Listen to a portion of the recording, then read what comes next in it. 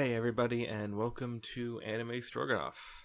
I am Eli, And I'm Lilith. and we are getting back to you after, remember what I said, last episode, how it is just way too cold out? Yes. To make a long story short, it got colder. Yes, it got very cold. And It got much colder. it got cold enough that it severely disrupted the production of this show. We had a small localized apocalypse here in Texas. Yep. Yeah, that would be accurate. But this time on Anime Stroganoff, we're starting up a sub segment type of thing. This may be a recurring bit for us, where we take a look at certain things and just try and decide where precisely did they go wrong. And what better to start with than Aldnoah.Zero? Aldnoah.Zero. Oh god. Okay. You showed this to me Yes. back when I was just a little weeblet. Yes, I did. Good times. I think I enjoyed it way more than I should have back then, if only because anime as a whole was just exciting and new for me. Yeah, that's true. But looking back now, Well, no, I wanted to looking back just throughout everything, made me go, man, that was not very good. And then having to go back and rewatch it for this episode, I loaded it up. I tried to load it up on Netflix. It wasn't there, and I'm like, oh, thank God I don't have to watch it. I'm like, no, go find where it is. I whimpered a little. I don't like this show. I have a very complicated relationship with this show. I should stress, just because I don't like something doesn't mean it's not good. Although in this case, it is not good. I mean, okay, yeah, overall the show is not good. Also, when I say not good, I mean literally it's not good. I'm just saying the absence of good, not the presence of bad. Exactly. It's boring. Okay, Sorry. to be fair, that's coming from you who's not a fan of mecha fights. No. Okay, I'm so not. we should talk about this. So, Aldnoah.Zero is it is a summer 2014 mecha series from Studio Troika. Same people who did Recreators and Lord El Malloy. Yeah. Some other And stuff. I think they did a sports anime. An idol show? Yeah, that's what they're doing right now or whatever. Oh yeah, they did Bloom Into You. Regardless, Troika's come a long way since this. yeah. They actually only have 4 series that they've done. Yeah, and only a couple actual originals. They had any? I mean, Aldnoah.Zero is an original, and so was Recreators. And Aldnoah.Zero was I their think very first. Yeah, this is to Studio Troika what Yojo Senki is to Studio Nut. Sort of, I guess. It's their first big thing. And unfortunately, Studio Troika kind of fumbles the ball. So for quick context and a potential first fail point before the series even begins, sort of. So Gen Yoribuchi was involved in the project. He was involved. From what I read, and correct me if I'm wrong, please, but from what I was able to read, he only came up with the general concept and worked on the first 3 episodes. That is more or less my understanding as well. It was he had the concept, and I believe he was the director for the first 3 episodes. Yeah. Now I will say, first 3 episodes, pretty good. They really sell you on the series. They are an acceptable introduction. I mean, episode 1, the landing castle's coming down. I literally rewatched the first 3 episodes before we started this, and I remember almost nothing. Wow. You don't remember remember New Orleans? a princess got blown up. Riot watched her dad die in front of her. You only care about Riot. They blew up the internet. And that mech that literally just destroys everything. Yes. Okay. That's it. So yeah, as we said, Gary Nobuchi was only involved for the first 3 episodes. Then he was replaced because he had to go off and do... I don't know. Robachi things. Well, actually, he went to go work on Kamen Rider, from what I read. And time commitments wouldn't let him stay on. I don't know if Urabuchi staying on would have made the series better. But at the same time, I'm like, it couldn't have made it worse. Yeah. Couldn't have hurt. I'm trying to avoid more and more just, like, assuming that certain people with, like, a long track record are just going to continue on with that track record. But, on the other hand, if you have a track record for quality, it's safe to assume that, you know, there's something leading to that success. Very true. Okay, so we can obviously say that Season 2 is a bit of a shit show. Which is an understatement, I would say. So, everything after the end of Season 1, we're not going to talk about, because that's its own level of failure. That is the series in free fall. If we're talking about where it went wrong, that's not where it went wrong. That's where it was wrong.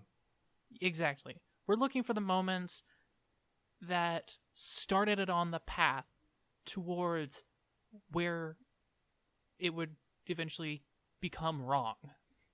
And so, one potential fail point, as I've taken to calling them, is the departure of Gen Urabuchi. This one's hard to justify, in my opinion, because he's just the director. Yeah, I don't think that simply him leaving caused it to fail. I literally was watching it just earlier and I cannot remember anything. So let's refresh everyone on the plot of Aldnoah.Zero. So I'll run through a quick recap. Oh, I understand the plot. Yeah, no, I know. But All I'm right. just like, for everybody else. All right. So that we can kind of understand. Okay, so episode 1, we get some backstory. We see daily life of high schoolers in a United Earth government regime where they're fighting against, well, in a kind of Cold War against the Martians, who are also human, except they found ancient technology and became like their own thing. Yeah, It's I weird. I remember this distinctly from my rewatch. So when like people went to the moon, Apollo 17, they mentioned that explicitly. Yes. They went to the moon on Apollo 17 and they found alien artifacts.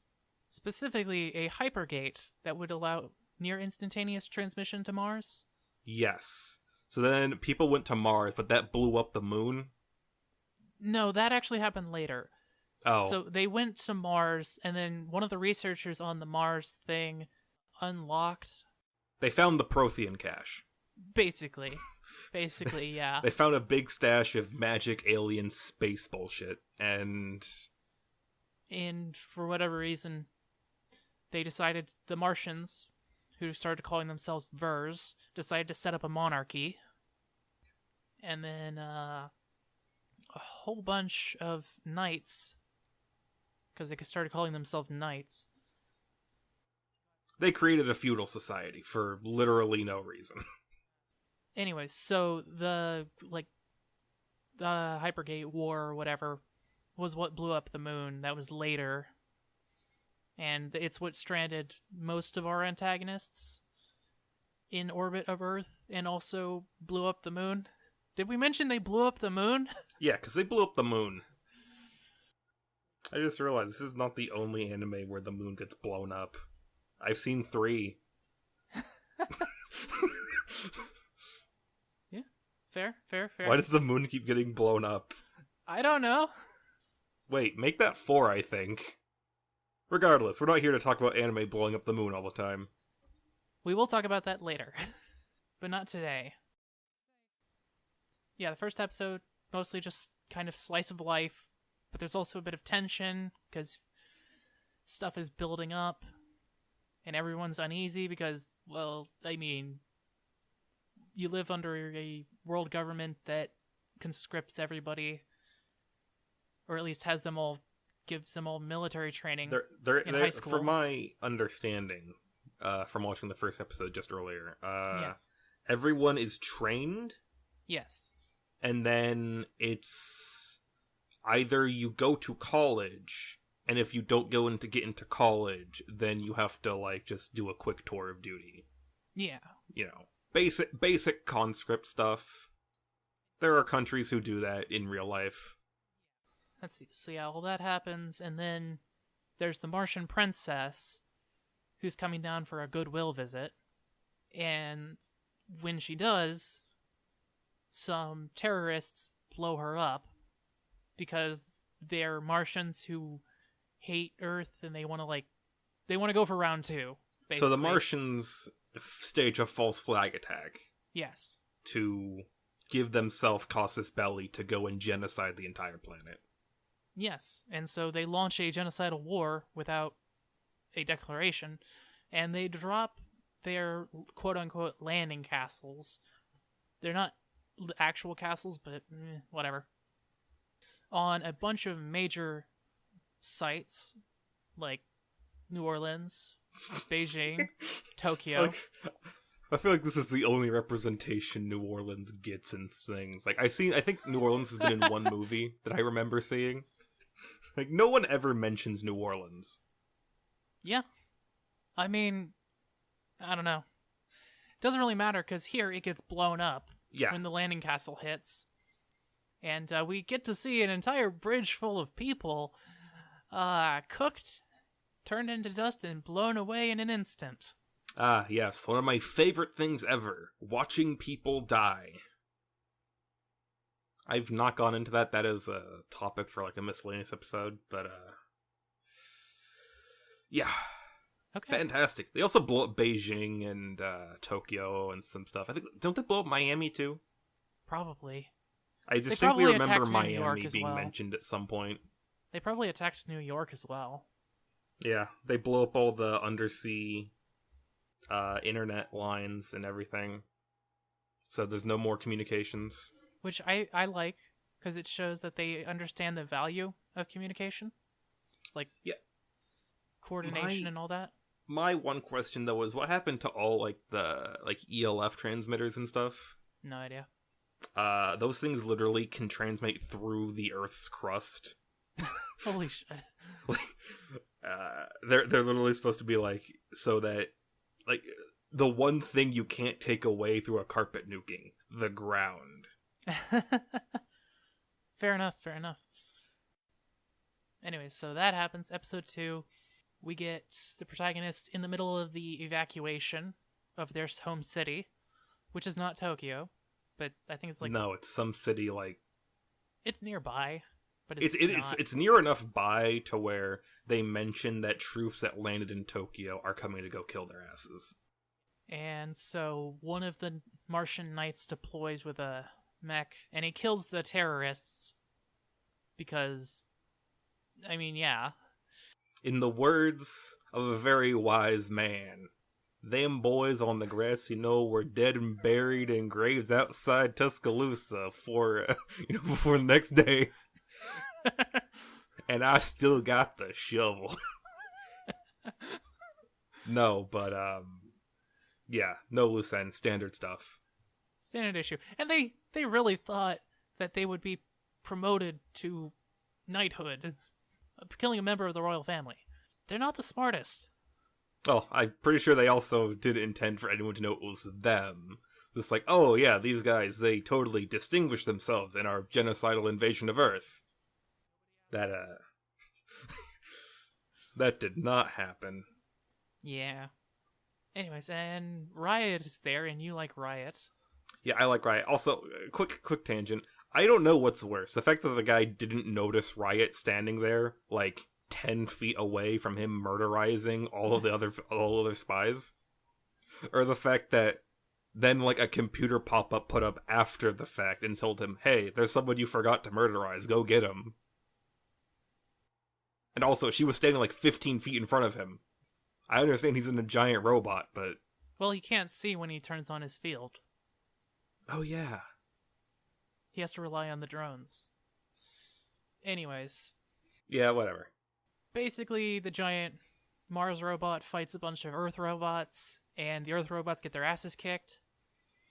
And then the kids who are in the middle of the evacuation escape back to their school with a bunch of refugees.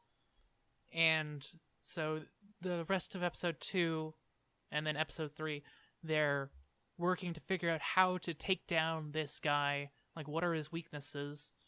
And that is the only interesting fight in this show, in my opinion, is them having to kill this Martian guy with the cool mech that literally just vaporizes everything around it. Each mech after the first one takes less and less time with less and less intellectual effort to take down. They front-loaded their good ideas. Yeah. I will say I like the plasma sword guy. His mech's alright. The way they take him down is pretty cool. I vaguely recall that. He, like, blow up steam explosion. Yeah. That's the next one. After they take down the dude, and turns out that the princess was alive in their refugee group. I mean, that literally came as a surprise to no one. Well, sorry, no one watching. In universe, it was quite shocking, I'm sure.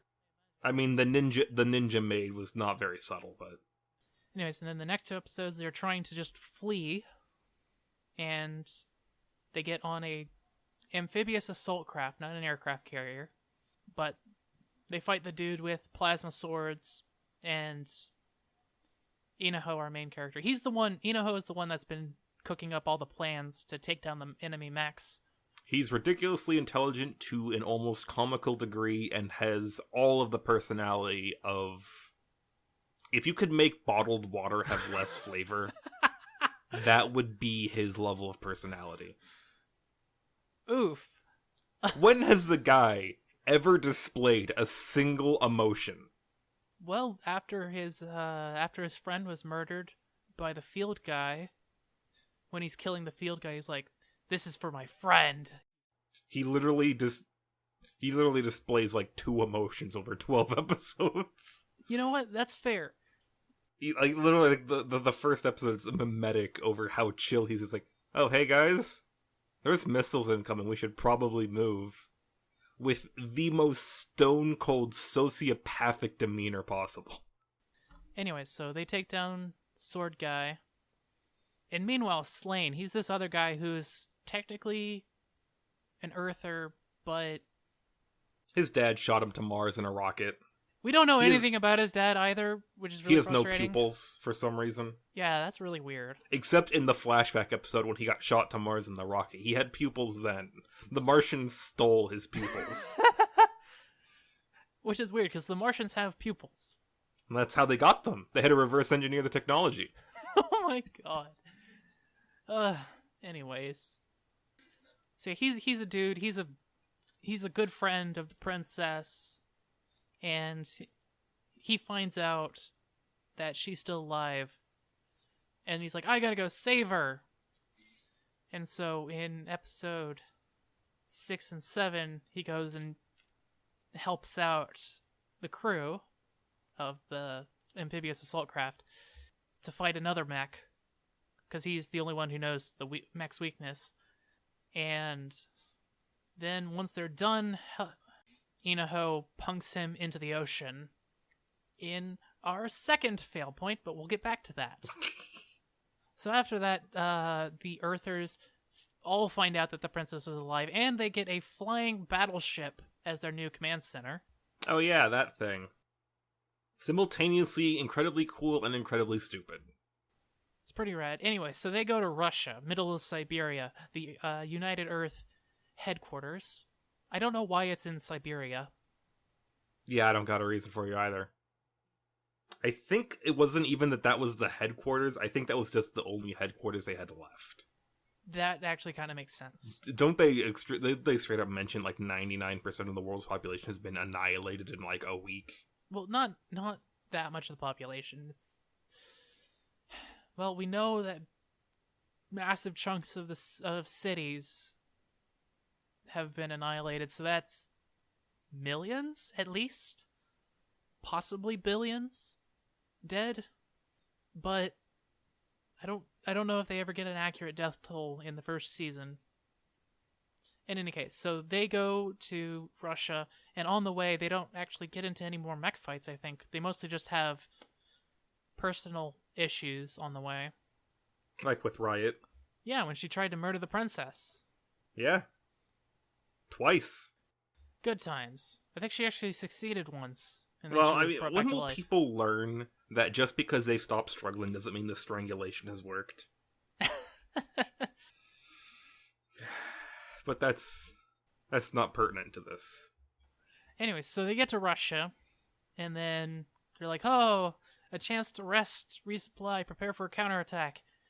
And then the big bad, who's like the leader of the conspiracy to kill the princess, lands right on top of Earth HQ, and then sends in a team to sweep the facility and find and kill the princess.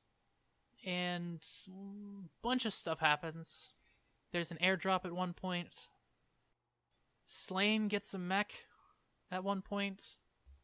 And then the very last thing that happens is... So Inaho slain, the princess and the big bad, Count Salzbaum. Salisbury steak. We'll call him Salisbury steak. We'll call it, yeah, okay. That sounds good. They all end up in the, central chamber of Salisbury steak's castle. Meanwhile, two of the other characters who we've gotten to know are holding off the enemy from getting in so that Inaho and the princess can do their thing, which, I don't know, it's like a forceful deactivation of the power source of the castle, and they do it. So, I feel like I have to mention this. So, all their technology runs off of the space magic they found, which is called Aldnoah. Apparently, the royal family is, the ability to, turn it on and off at will. I think technically anyone with the activation factor can. One of the reasons why their space flying battleship is so stupid, it runs on Aldnoah, which no one on Earth has the ability to turn on. I seriously don't fail to see what their plan was. If they hadn't conveniently had a princess fall in their lap. Yeah, they would have been right faked.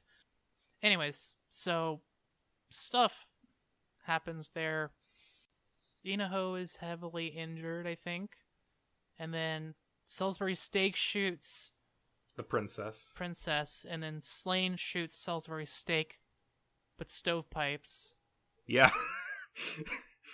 And then Slain and Inaho, I can't exactly remember. I think they pointed their guns at each other. They have a sort of face-off. Needless to say, Slain decides to put one in Inaho's head because reasons. Yes, very complicated reasons. Mostly due to the fact that Slain has gotten his shit kicked in several times over by this point. That's literally one of his two character traits. Just how much people punch him. Literally everyone. Yeah. It sucks to be Slain. Main characters, side characters, the villains. Everyone hates Slain. Except for the princess. Well, you didn't get to season 2. I'm saying for the purposes of season 1. Oh, yes, absolutely. Yeah, no, I do vaguely know about season 2, and it's complicated. We don't talk about season 2. We will have to mention it in a second. Anyway, so yeah, Inaho gets shot in the face. Salisbury steak has been shot several times in the gut. Princess has been shot. I don't know where. Head. I don't think it was in the head. Then why? Oh yeah, this is going to be something I'm going to rant on later on. But then why did her stupid head airbag activate? I don't know. I don't know. Anyways, so and then Slain is there, and then the two other characters are holding off the enemy. We don't find out what happens to them in season 1. I mean, the implication is that they get overrun at some point. Yeah, season 1 kind of ends with the implication that everyone but Slain is dead. Yes. Turns out, so season 2 rolls around, all of the named characters we just talked about are still alive. Such bullshit. And Inoho has a fancy new robot eye. And actually, so I never actually finished season 2 because I don't it think became anyone's really stupid. finished season 2. People have finished season 2 just for completion's sake. I know because I read the TV Tropes page. Apparently, Inoho's eye becomes its own character at one point. It takes control of his body, and it becomes its own character for a short while he's unconscious. And apparently, at the end of the series, the princess marries some random character who was introduced like 2 episodes prior to the finale, and Slain ends up imprisoned for life, blamed for everything that led up to the war that just happened. Not only is he blamed for it, like, the characters who do the blaming, like, they're the good guys. And like, yeah, we'll just, like, drop it all in Slane's lap, no one cares. It's Slane. I mean, Slane does do some, like, you know, bad things in the second season. But they literally leave him holding the bag for literally, like, everything bad done in the entire show. Yeah. And, I mean, some people have pointed out, like, oh, well, if they hadn't done that, if they tried to pin the blame on the people who actually did it, well, those people were all dead, so we can't. I mean, yes, you can. They're dead. There's no one's going to defend them. They can't defend themselves. Exactly.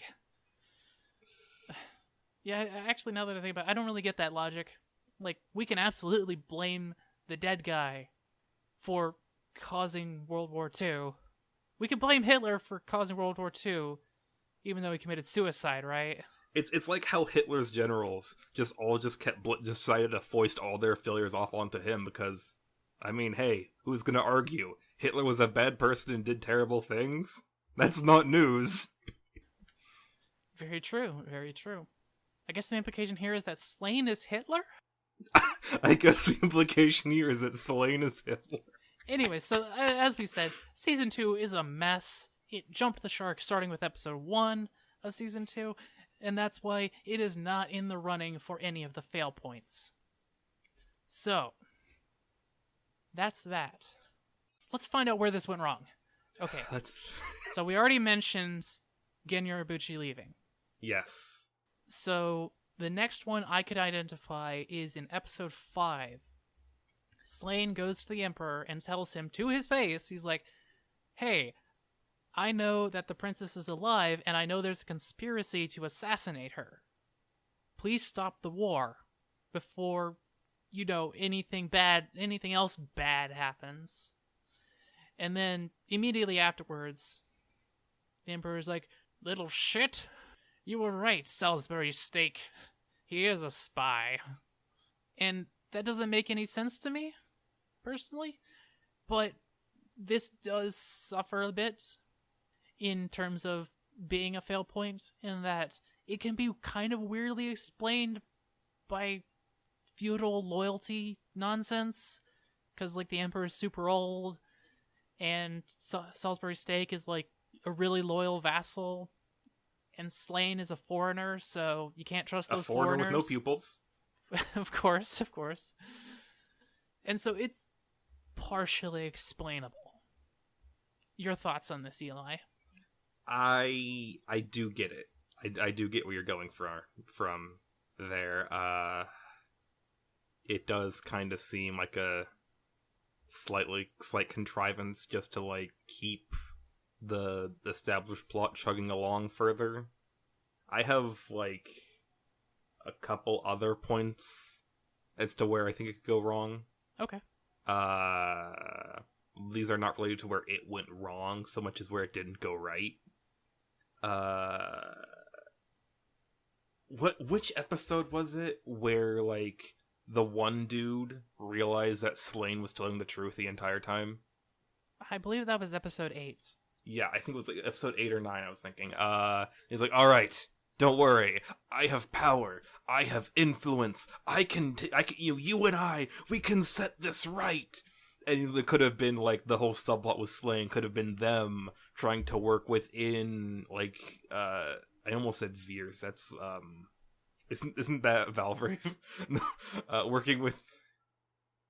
Working within Veers, to, like, expose the corruption to the Emperor, like, intrigue, cloak and dagger, give us, actually show us a lot of Mars, and give us perspective on that and everything. And then he gets laser faced directly just into nothingness. Like 2 minutes later, I don't even think. Like 30 seconds, he literally picks him up and goes, "Don't worry, my child. I believe you. We can set things right." And then immediately gets lasered. Yeah. By Salisbury steak, instantly. Yes, by the villain. Yes. I mean, I totally understand that. Doesn't give... Yeah, that neuters an entire plot line. Another plot line that was entirely neutered was my second fail point, episode 7. The very end of it. Technically, I'm more talking about the time between episodes 7 and 8, where Slane has just helped the Earth forces take down another Martian knight. Yes. Pretty rad. Good job, crew. I call them the crew. Yeah. And then Inoho's like, okay, we've got a cool new battleship or whatever. This is going to be awesome. And Slane sees the princess, and he's like, oh my god, the princess! I've been looking for you. Like, he sounds relieved, and he's happy, and he's like, yay! But Inoho goes, this guy is super sus. Probably heard Slane's heavy breathing. Huh? I said he probably heard Slane's heavy breathing around the princess. Fair enough. Well, one thing I saw was that Inoho's thought process is Princess is supposed to be dead. He knows Princess is alive, therefore, and the only people who would know the Princess is alive is the people who tried to kill her, so therefore, he's going to try and kill the Princess, ignoring the fact that they have a fucking battleship and he's out of ammo. And also, all the soldiers they have, he's one fucking guy in a fucking transport. And so what does Inoho decide to do? Bitch slap him into the ocean. Well, first they point their guns at each other, and then he punks him into the ocean. But, instead of, say, capturing the enemy pilot who knows that the princess is alive, and interrogating him to find out why he knows that, they just leave him! Or just grilling him for intelligence in general. He knew things. How many chances do they have to capture a Martian, literally anyone? Not often. It's just, God. I'm just really frustrated by that still. I think we lose a massive potential arc where, because up to this point, Slane has been, like, disillusioned with the people he's been serving. Because he's like, oh shit, these people treat me like shit because I'm from Earth. And they're also genocidal maniacs. Exactly. Maybe I'm the bad guy here. Maybe I should go try and do something good. So he goes to try and do something good. He gets punked into the ocean, and they don't capture him. Yeah, he's set up as this ally to the Earth forces, and he never gets a chance to ally with the Earth forces. And so, like, he could have been an extra intelligence officer or something. Like, he tells them, oh yeah, that mech, I know all about that one. He could have been the info guy, the guy with the inside knowledge. God, he could have been the wild card. Also possible. Because all he cares about is keeping the princess safe. Yeah, exactly. And does introduce some interesting dynamics between the characters, but it's wasted. Yeah, they take advantage of none of that. It's not.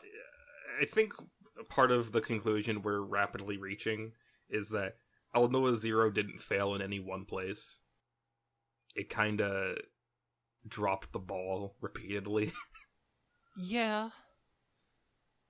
The Rayette plotline was completely dropped in the second season, wasn't it? Yes. So basically her plotline was, oh, my dad is an assassin. He's gonna get promoted, cool. then, oh no, my dad is dead. And then she actually kind of slightly has other some of the minor plot traits that Slane has, in that she's torn between Earth and Martian heritage, except for her, she has no Earth heritage. So she literally feels that she has no place where she belongs. Yeah. And because she's Martian, living on yes. Earth, and obviously the Martians aren't going to accept her because she has no way to prove she's from Mars in the first place. And exactly. The only people who know that she's from Mars want her dead. Exactly. And the Martians are running around committing freaking genocide. She's just like, you know what? Maybe the Martians are the baddies. She's like, but I don't exactly belong on Earth either. I mean, she was pretty much raised by, these same genocidal maniacs to believe that all Earthborn people have to die. Yeah. She's in a very complicated position, and this ends up with her deciding to take out her anger on a symbol of the Martian genocide, I guess, in the princess, when she attempts to kill her on multiple occasions. Yeah. She's also upset that everyone's like, oh, hey, you're a princess of, the evil Martians that are coming to massacre the hell out of us. Welcome aboard. Get a slap on the back. Yeah, you're fine with us. Admittedly, she's also not evil as shit, but, Yeah. She's my guys, not even gonna question her a little bit. Nah, she's fine. Hey, as long as you want to kill Martians, you're good with me. And then not much happens with her for the rest of the season. And then her entire plotline is resolved in a single offhand comment in season 2, apparently. Where it's just like, oh yeah, I got over that. Yeah. Slane's character arc, it done well, could have basically carried the entire series. Riot's character arc, done well, could have basically carried the entire series. We got Inoha. I was about to say his character arc wasn't enough, but I just realized, what was his character arc?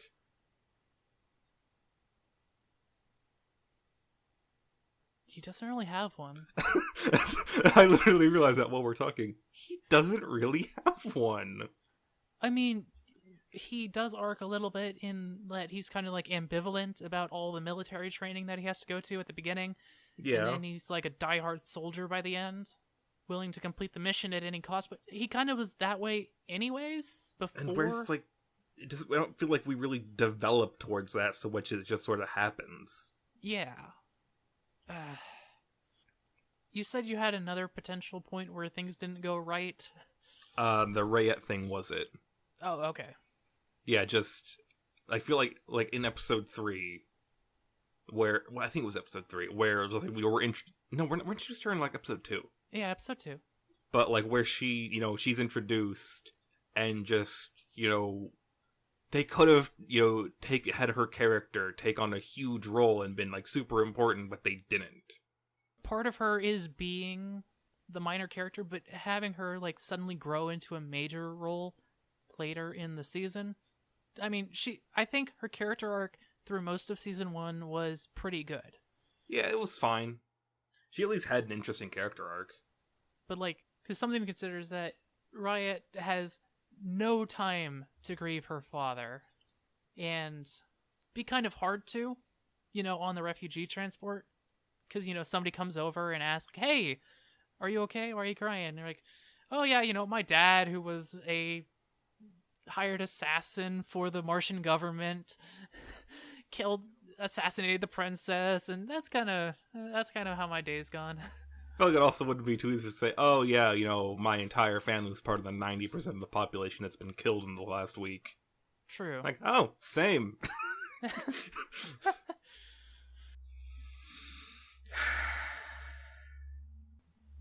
Missed opportunity. Her character was full of missed opportunity. Slane was full of missed opportunity. I think that's really what we're looking at here, is just piles and piles of missed opportunities. Good ideas, interesting plot threads that never get tied up or just get cut off. I don't want to say it's because Yorobachi left, because I feel like some of these threads already existed while he was like still on board. But maybe he had a different idea of how to go about them. We'll never know. Okay, last thought. Urobuchi has a certain Style. Well, yeah, a certain style in his storytelling, directing, etc. And I believe he excels really well with grimdark stuff. Stuff that is very grim and very dark. He's done happy stuff. Okay, fair. But what is he known for that's super happy?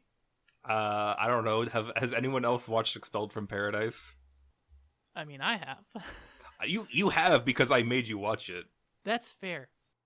So I would point out that so much of Urobuchi's work, it's very, very dark. Yeah, it's overall very dark, but something that's pretty common is a little glint of light in the darkness. Yes. That hope makes all the hopelessness seem much more bleak, but also worth getting through. It's part of why Madoka Magica is so good. I think it's part of why he's so well known for things being dark, is he knows how to make things dark while still... Like, you don't just tune out because there's that little glimmer of hope to string you along. It keeps people from being disinterested. Yes. And it also adds a certain element of drama to the story. Because I'm mostly working off of Madoka Magica here, but, the sort of conflict between the hopelessness and the hope as those two ideas clash. And when you try and replicate that, if you just try and replicate the hopelessness without the hope, it gets exhausting. It gets boring. It's frustrating. It turns into Aldnoah.Zero, Season 2. You could do an entire episode on just Urobachi and his work and what makes it so good. Oh, God. But, yeah, it's... regardless of what his level of... regardless of whether or not he played a hand in any of the things we pointed out, I think you can say that it would not have turned out the same way. I'm not saying it would have been better, necessarily, but it would not have turned out the same way had he been on board the entire time. Yes, I definitely agree. And so, yeah, I don't think we've identified any singular point where Aldnoah.Zero went wrong. But certainly, episode 7? At the beginning, when you first mentioned this to me, I think I joked, deciding to make it as the point where it went wrong. But I do seriously think that it's not that it went wrong in any one place. I think there were multiple points where it didn't pay off things it had built up, and it just... At some point, it just collapsed under the weight of the expectation. They built a decent foundation. They put up no supporting walls. There's no load-bearing walls. And eventually, once they put too much stuff on the second floor, it just collapsed. That's a pretty good metaphor.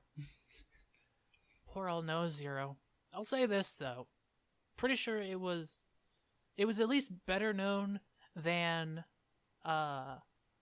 Arjivalin, which was another mech series that came out in the same season. I think I vaguely heard about that. And I vaguely heard about people complaining about it. Yeah, nobody watched it, as you do. So now I would say that of the things that we see in Aldnoah.Zero, all the bad moments, a lot of that has that. When Troika got another stab at an original work, they released Recreators, which is really good.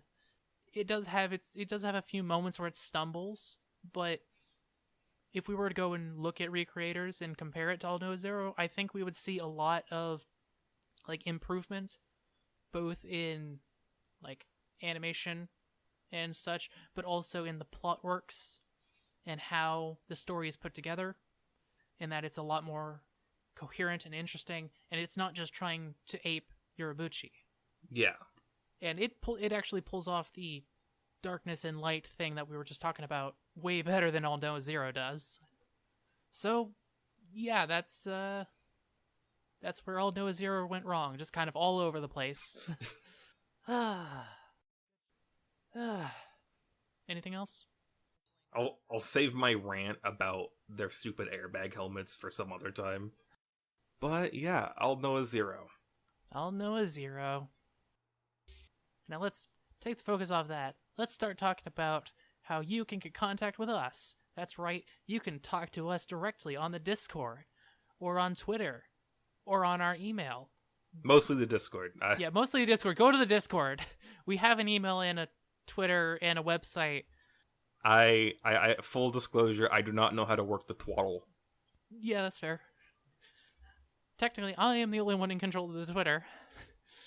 But, I mean, I suppose if we needed to, I could give it to Eli. But he doesn't know how to work Twitter anyways. Tell you what, you give me a Twitter account, it's gonna be like the opening of Chef. You don't know what I'm talking about. I don't know what you're talking about. It's on my list. The dude doesn't know how to use Twitter, so he like tries to direct message someone, but he ends up just like tweeting it to everybody. Oh, good. So he just tweets this huge angry rant to everybody. Yeah, sounds like you. In any case, I have been Lilith. And I have been Eli. And this has been Anime Stroganoff.